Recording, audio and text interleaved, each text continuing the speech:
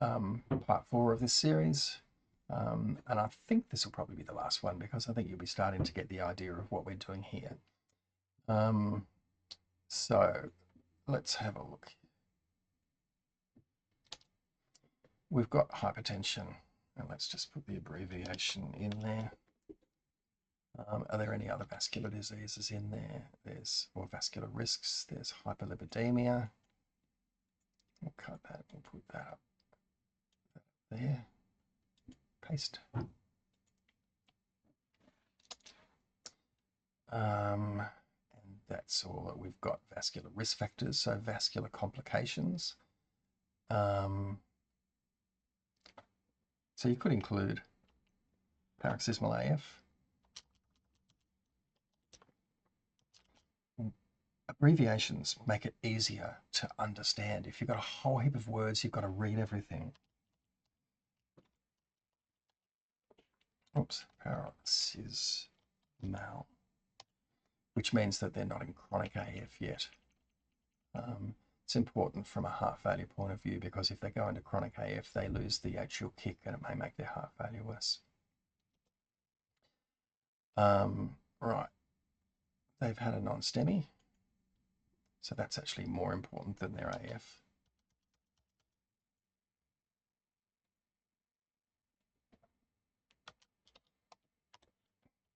I'm going to use an abbreviation. So they've had a non-STEMI a number of years ago and they've got atrial fibrillation. They've had a previous DVT. Interesting. If they've had a non-STEMI, they're probably on aspirin. They've got a DVT, depending upon whether it's provoked or unprovoked. They may be on a NOAC or a warfarin or something like that for that. They've got reason to bleed. Oh, previous PEs. So useful, but put it on the same line. So DVTs and PEs go together.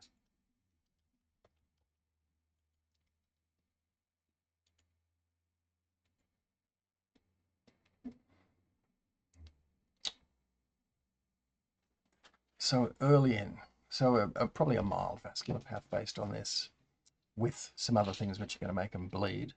And if they've had bilateral PEs and DVTs, they're probably on long-term anticoagulants.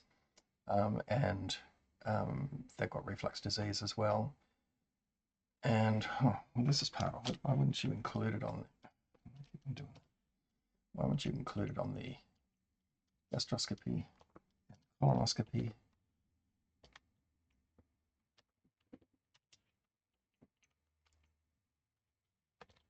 Don't need to say in 2017.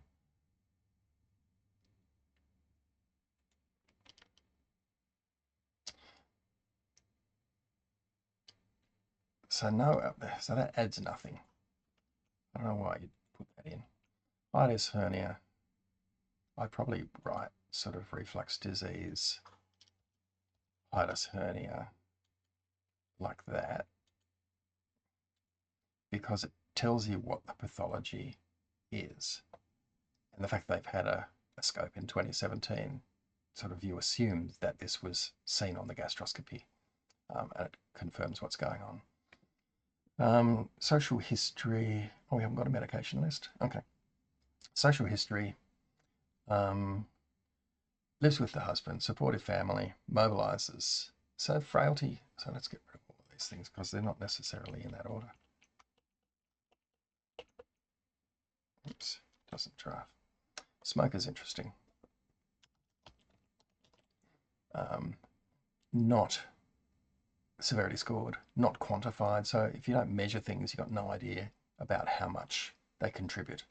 The previous patient had 100 pack years of smoking. How many pack years of smoking has this patient got?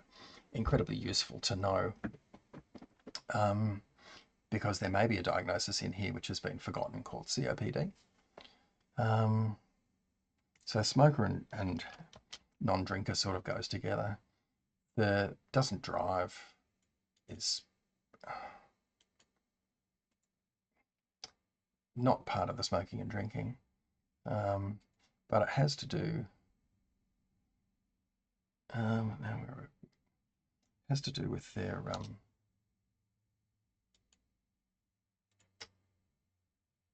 supportive family and how easy it is for them to get around. So mobilizes with a foil walk or a stick. So starting to get frail on the Rockwood frailty scale, which is that one with all the nice pitches. Mobilizing with a four-wheel walker and a stick means that they're starting to get, probably a four-wheel walker is moderately frail. Oh no, that's the other thing. We don't know.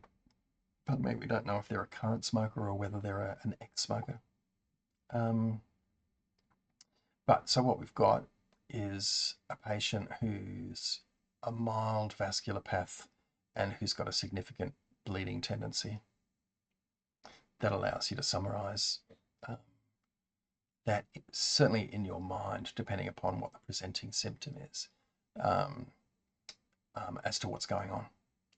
Okay, hopefully that's clear.